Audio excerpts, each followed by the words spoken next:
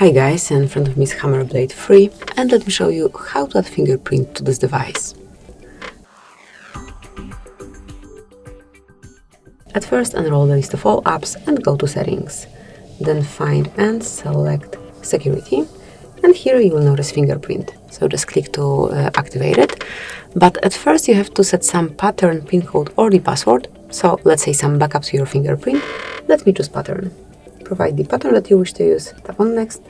Obviously if you already have one you will be able to use this that you entered previously, and then just tap on confirm. Here manage notification content, and now it's time to provide your fingerprint.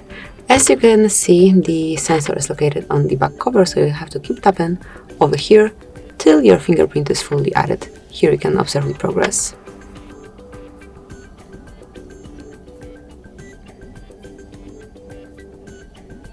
And that's it, that will be all. As you can see, from now on you can unlock your device with this fingerprint only. Thank you for watching.